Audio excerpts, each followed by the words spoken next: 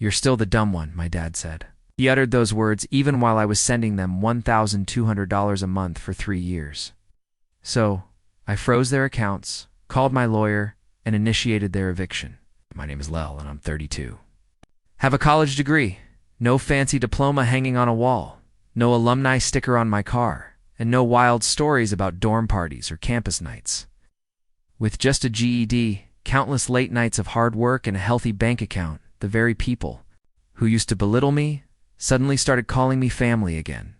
For years, I told myself that was enough. I believed my success would speak volumes, drowning out whatever they whispered behind my back. Turns out, I was wrong, or perhaps just incredibly naive. It all came to a head last Friday during dinner, in the very home I bought for them. A house with sleek granite countertops, designer furniture, and that ridiculous wine fridge my mother just had to have. Every single bit of it was paid off under my name, yet never acknowledged. We were eating steaks I'd picked up earlier. Perfectly grilled medium rare, just how Dad likes them, along with a bottle of imported wine Mom had circled in a magazine, but conveniently forgot to buy herself. I hadn't planned on staying long. I just wanted to show up, keep the peace, check on the repairs they'd been neglecting, and make sure the thermostat wasn't cranked up excessively again. Dinner began as usual, tense, but quiet. My sister, Petra, was also there. She's 29, still unemployed, and somehow more condescending than ever. She mostly just scrolled through her phone while Mom whined about life's current difficulties. Dad grumbled about grocery prices, as if half his fridge wasn't delivered on my dime every week. Then it happened. We were midway through. Dessert a store-bought pie I brought because Mom claimed she had no time to bake. Dad set down his fork and pointed it in my direction. "You know," he announced, raising his voice just enough to capture everyone's attention, "he might pay the bills around here, but let's not forget, he's still the dumb one without a degree." It took me a second to process that. The air in the room grew still. Petra snorted into her glass. Mom didn't even flinch. She simply sipped her wine as if watching a rerun. And me? I just stared at the slice of pie, suddenly no longer hungry. I didn't say anything. Not at first. I let the silence hang, my head buzzing like a hornet's nest. All those years of sacrifice, working 12-hour shifts, teaching myself to code at night, crashing on friends' couches while sending them money for their mortgage, culminated in that single, crushing moment of shame. And the worst part? God, none of them even flinched. One felt they'd done anything wrong. I stood up silently, carried my plate to the sink, rinsed it, and dried my hands. Then I grabbed my keys, said thanks for dinner, and walked out. It wasn't until I was in my car, engine still off, hands gripping the steering wheel, that it truly hit me. This wasn't new. This wasn't a mistake or an insensitive joke. This had been happening for years. Every holiday, every visit, every text message asking, "Can you help with this bill?" It all came with zero gratitude. Everyone ridiculed me for not being educated enough. Every expectation was that I'd just keep providing, spending, and showing up because what else was I good for? That night, I sat on the couch in my downtown apartment, the one no one ever asked about, and opened my laptop. I wasn't angry. I didn't cry. Just sat there, motionless and quiet, like a surgeon preparing for the first incision. The first cord I cut was a small one. The automatic grocery orders I'd set up through Instacart were gone. Next was the Netflix account. Then came the services I'd been covering under my name. Water, electricity, and the internet, where Dad spent every night watching sports. I didn't cancel them outright, not yet. But I adjusted the end dates, ensuring the next billing. A cycle would be their responsibility. Then I opened the shared cloud account I'd created for Mom, where all her photos were stored. I wasn't cruel. I didn't delete anything, but I disabled my access, locked it down, and changed the recovery information. For once, they did have to figure out their own passwords. Next, I stared at my banking app. My stomach twisted. There it was. The automatic transfer I'd been making to help pay down their second mortgage. They'd never told me they refinanced. $1,200 every single month for the past 3 years. I canceled it with a single click. Still, I wasn't finished. I opened the document that always made my skin crawl, a power of attorney form I'd signed. During Dad's health scare 2 years prior, when he couldn't manage his finances and just needed some help, I'd been handling their taxes, loans, and investments discreetly, competently, never seeking recognition. Now I was removing my name from all logins, writing a formal revocation letter, and making it official. As I worked, something unexpected surfaced, not rage or despair, but relief. With every confirmed click, a weight seemed to lift, piece by piece. Yet I wasn't rushing. No angry emails, no grand confrontations. Just a steady, deliberate, silent withdrawal like the tide receding before a storm. I knew they wouldn't notice at first. That was the beauty of it. They were used to my support being seamless, automatic, and effortless. They wouldn't grasp what had happened until the cracks began to show. The water shutting off mid-shower, the internet dying. During the big game, and the mortgage company leaving a voicemail they couldn't ignore. The next morning, Petra texted me, "Thanks for dinner? I guess you could have at least laughed at Dad's joke." Is this a joke? I didn't reply. I just opened the final file, one they had no idea existed, and double-checked the numbers. Began composing a message not for them, but for someone else. And that's when the real plan truly began. It was a note to my lawyer, Maura, the same one who'd helped me launch my business when I was just a freelancer with a refurbished laptop and a dream. Maura is sharp. She doesn't bat an eye when a client says, "I think I want to quietly dismantle a financial arrangement with my family." She's also incredibly thorough. She reminded me of every shared responsibility, every blind signature I'd given them in trust, every legal link that still tied me to people who saw me as a walking ATM. "Are you sure you want to do this now?" she asked during a late night Zoom call. "You've been cleaning up after them for years." "I'm not cleaning up anymore," I declared. "I'm walking away, but I'm doing it cleanly." The following week became a detailed checklist of quiet endings. The family phone plan was separated. I created new lines in their names and included a 30-day notice buried in the fine. Print of an email they'd likely overlook. My name was removed from the shared insurance coverage. My father's spare credit card, which he used only for emergencies, gone. I even canceled the auto renewals on my mother's makeup subscriptions, which she always assumed I was happy to cover. Each action brought a sense of clarity I hadn't felt in years. Not revenge or spite, but a deliberate, meticulous reclaiming of boundaries that should never have been breached. Then came the house. Technically, it was still in my name. I'd bought it outright 5 years ago, after my first major software contract. I told them it was a gift, though I maintained the deed under my LLC for liability reasons. I paid the taxes, the maintenance, and even that infuriating landscaper my father refused to fire, even after he ruined the sprinkler system. But I wanted it back. I didn't want to kick them out. Not yet. But I wanted them to understand it was never truly theirs, that every inch of drywall, carpet, and ceiling fan belonged to me. I could sell it, lease it, bulldoze it, or build a parking lot if I chose. That's when Maura pointed out the property audit clause in the LLC agreement, which allowed me to request a comprehensive inspection, reassessment, and even a temporary suspension of residency if necessary. "You really want to go that far?" asked. "I want them to stop pretending they built the roof they're sitting under," I said. We scheduled the audit quietly and legally. A certified letter was mailed. It would arrive in 3 days. On the surface, nothing seemed to change. I continued to give one-word answers in the family group chat. I still liked the occasional Instagram picture of my mother's garden. Still played the role of the calm, reliable son, but inside I was counting down. The first crack appeared on day 4. Mom called me at 7:42 a.m. I didn't answer. Her voicemail was long and rambling, something about the sprinklers turning off. Mid-cycle, and a man in a suit walking around the backyard taking notes. She just asked if I knew anything about it. I didn't call her back. By the end of the week, Petra had posted an intriguing story on Instagram. Some people forget who was there for them when they had nothing. Don't worry, we remember. The irony made me chuckle in the dark at 2 a.m., sipping coffee in the apartment they hadn't seen since I moved out. Then came the second call, this one from Dad. He didn't leave a voicemail, but instead texted, We need to talk. Someone from the city is asking questions. That wasn't true. The man wasn't from the city. He was a private inspector. I knew because I'd hired him. His name was Marcus, and he was excellent at his job.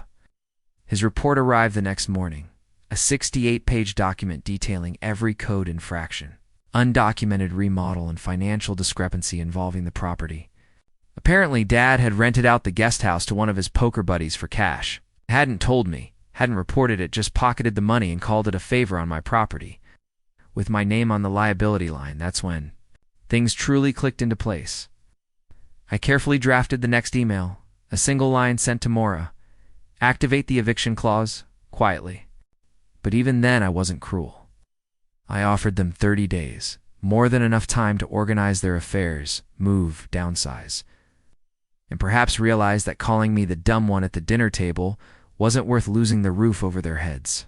And still. I didn't tell them explicitly, not yet. Instead, I went on with my life. Business meetings, gym workouts, dinners with friends. I even visited Petra's old college campus just for fun. I walked past the buildings she used to boast about, remembering all the times she deemed me unqualified because I hadn't walked those same halls. Then on day 12, I received an email from Mom. The subject line simply read, Lel. The body was short. No hello, no greetings. Just, we received the notice. I don't understand. Why are you doing this? I stared at it for a moment, my fingers hovering over the keyboard. Then I typed the sentence they didn't expect, because you mistook my generosity for stupidity. I'm not foolish enough to put up with it anymore. I pressed send. The response arrived within an hour. Not from Mom, but from Dad. I'm not sure what I expected, perhaps an apology. Instead, there was a wall of deflection. Started with, this is overreacting, followed by a guilt trip about how family always sticks together. Then he switched to what he clearly thought was his trump card. If we hadn't raised you, you wouldn't have any money to throw around. I read that part twice. Then again, just to be sure. Raise me. This was the dad who missed my high school graduation because he was on a fishing trip. The one who told me to get over it when I called him crying after getting fired from my first job. This person believed he deserved credit for my achievements, as if his silence, dismissiveness, and relentless undermining constituted support. I didn't respond. I forwarded the email to Mora and instructed her to direct all future communications through legal channels. From that point forward, I stopped playing the obedient son. I was suddenly the legal property owner, a client, and an adult with boundaries and the means to enforce them. Things went quiet for a few days after that, eerily silent, enough to make your skin crawl. I could feel the tension building like a pressure cooker about to explode. Knew my family. They weren't the type to go down gracefully. They'd beg, guilt trip, and maybe even threaten. But would they apologize for their actions? That would mean admitting they were wrong. Nothing terrified them more than losing the illusion that they were always right. On day 17, Petra showed up at my office. I'm not sure how she found the address. I'd never told her where I worked, and it wasn't public. But there she was, in the foyer, talking to the receptionist as if she owned the place. I froze when I saw her through the glass wall. She looked different, less haughty, more desperate. Lel, she said as I opened the door. Can we talk? Just 5 minutes, please. I didn't invite her in. I just stood in the hallway, arms folded, face blank. She sighed and shifted her weight, as if debating whether to fake a faint. Look, I get it. They were harsh. Dad was out of line. But this is extreme. You think this is extreme? I asked, keeping my voice low, taking back what's mine. But they're family, she added, as if that resolved everything. I laughed, a quick, sharp sound. Funny, you only say family when it's convenient when I'm footing the bill. She stared at me, and for the first time, I saw it not anger, pity or fear, but real terror. She understood I wasn't bluffing. They don't have anywhere to go, she pleaded. You can't just throw them out. They had 5 years to build a safety net, I countered. I gave them everything, and they spat on it every chance they got. This isn't vengeance, Petra. It's me choosing peace. She started to argue, but I was done. I turned and walked back into my office, leaving her standing in the hallway. My assistant asked if I wanted her escorted away. I shook my head. Let her sit with it. Let her explain to Mom and Dad why their golden goose finally stopped laying eggs. On day 20, the pleas became less subtle. Dad called from an unknown number and left a voicemail. I'm not asking for much, just time. Just don't do anything drastic. You're better than this. And a text from Mom. We're family. This isn't who you are. But it was. Or, more accurately, it was who I had become. Someone who finally understood that being family didn't mean being a doormat. My blood wasn't an excuse for betrayal disguised as tradition. On day 24, Maura called. They filed a complaint, she explained. They're claiming emotional distress, trying to block the eviction, but it won't hold. You've got everything documented? This was years in the making, Lel? I nodded slowly, though she couldn't see me. Let them squirm, I replied. Let them feel what it's like to be uncertain, to not know when the rug might be pulled out from under them. It was perhaps harsh, but nowhere near as cruel as the years I spent being invisible, unless someone needed a check, a favor, or a last-minute rescue. On day 28, I drove by the house just once to see it. The lawn was overgrown. The lights were off. A for rent sign sat awkwardly in the yard, likely a desperate attempt to buy them some time, but nobody was going to bite, not with the audit report circulating. I rolled down the window and sat there silently. The weight of everything settled over me. This was the house I had provided for them. I believed this place would bring us closer. But it wasn't about the house, or the money, or even the absence of a degree.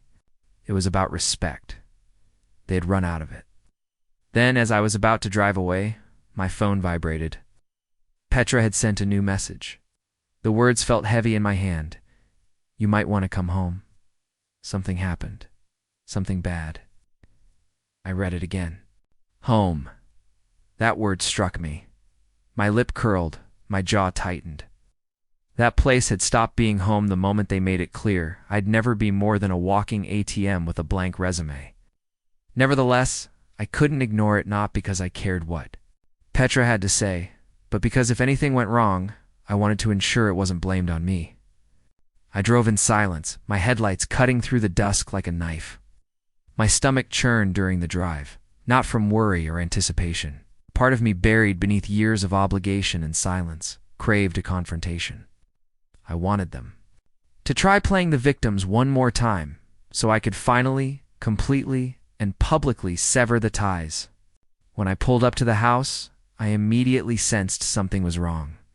There were two cars in the driveway I didn't recognize. One looked like a contractor's van. The other was a silver sedan with appealing insignia. The porch light was off, which was unusual, as Mom always insisted on leaving it on, just in case company comes. I got out of my car, and the warm night air felt heavier than it should have.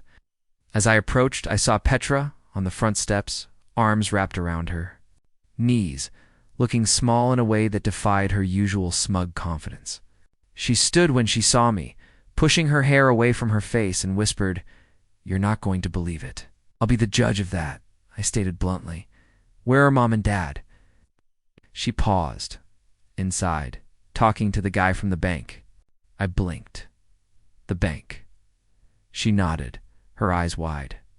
Apparently, Dad tried to take out another loan against the property before the eviction notice went through. Claimed it was just a bureaucratic delay. He thought he could flip the guest house.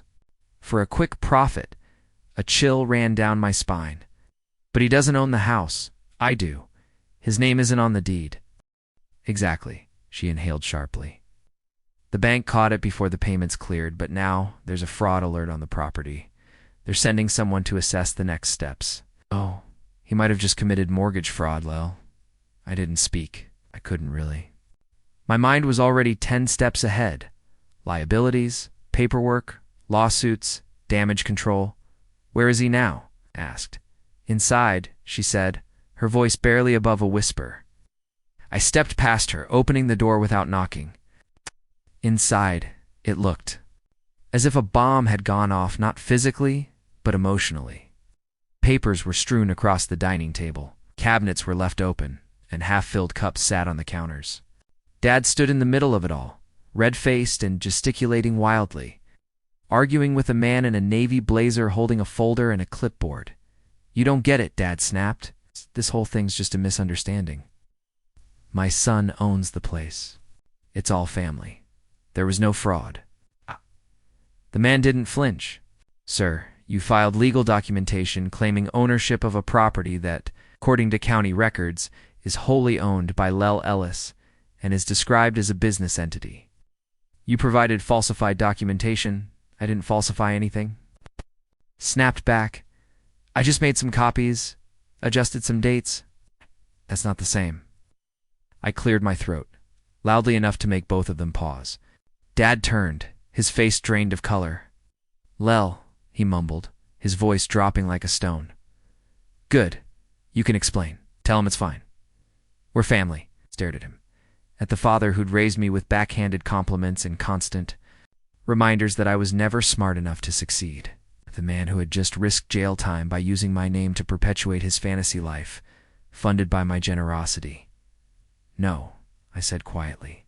"I won't be explaining anything. Out. You're on your own." The man in the blazer gave me a respectful nod. "Mr. Ellis, I assume you're aware of the attempted second mortgage application." "I just found out," I said. "And I'll be consulting my attorney immediately. If there's any liability being considered here, I'll need a formal report for my records." "I can get you a copy," he replied, opening his folder. "It's not pretty." Dad stepped forward, panic seeping through his tough guy facade. "Come on, Lel. Don't do this. You know I didn't mean any harm. I just needed time." "Time," I repeated. "Like the years I gave you while you ridiculed me? Like the dinners where you laughed about my lack of a degree while spending the money I earned? That kind of time?" Mother appeared in the hallway behind him, arms crossed, face unreadable. She didn't say anything or defend herself. She simply watched. Petra came in a bit later, hesitating awkwardly in the entryway. For once, she had nothing sarcastic to add, no smug grin, no half-joke to ease the tension. I strolled into the kitchen, admiring the granite countertops and the glass backsplash Mom had chosen from a magazine I'd bought for her. I opened the refrigerator, which was empty save for a bottle of wine and a takeaway container. There was no thank you message, no reminder that this was my place. I turned back to them and said, "I will give you until the end of the week. After that, the locks will change. If you're still here, I'll have the sheriff lead you out." "Oh, and any legal ramifications from your little loan stunt are your own?" Dad opened his mouth, but I raised my hand. "We're done here."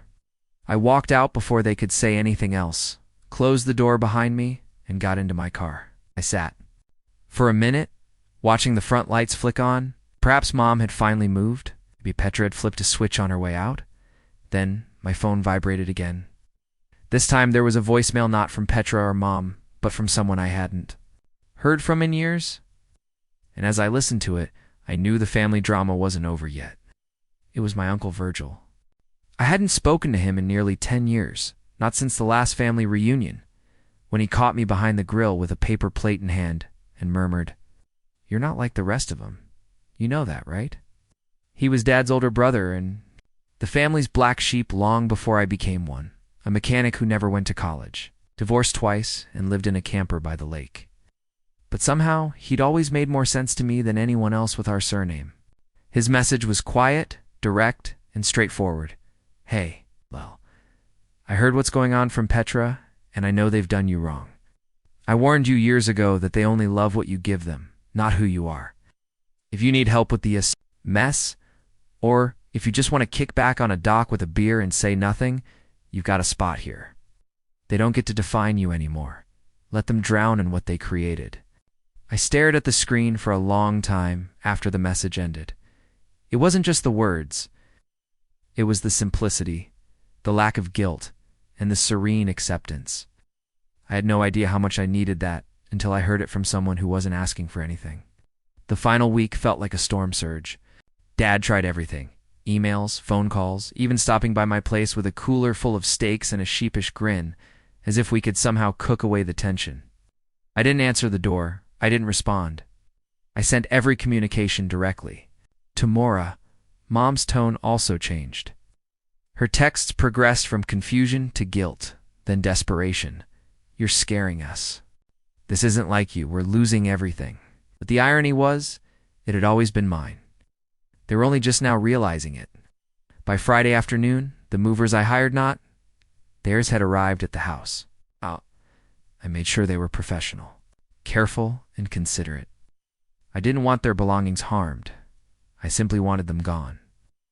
I stood in the driveway while the boxes were loaded into the truck.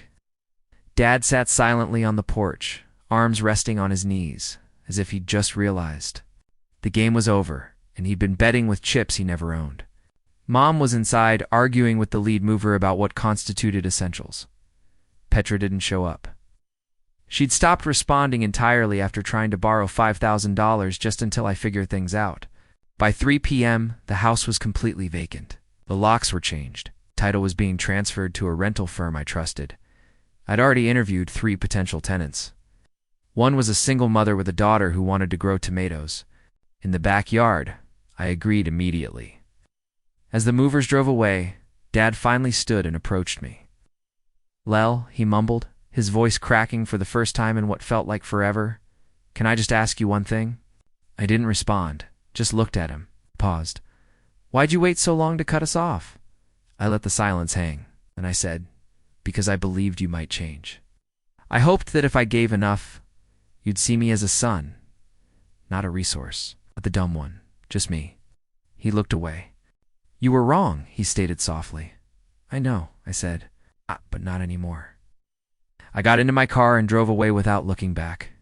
No dramatic exits or parting shots, just peace. The next several months were the quietest of my life. No calls. No. Chaos. No urgent requests for help, disguised as family bonding. The new occupants had moved in. I stopped checking the family group chat. No one had posted in it since the locks were changed. The silence felt odd at first, but it grew on me. A few weeks later, on a Saturday morning, I drove out to the lake. Uncle Virgil met me at the pier with 2 cold drinks, a smirk, and a nod, as if no time had passed. We sat on the worn bench and watched the ripples spread across the water. "You all right?" he asked, popping open his can. I nodded. I am now. For the first time in years, I wasn't lying.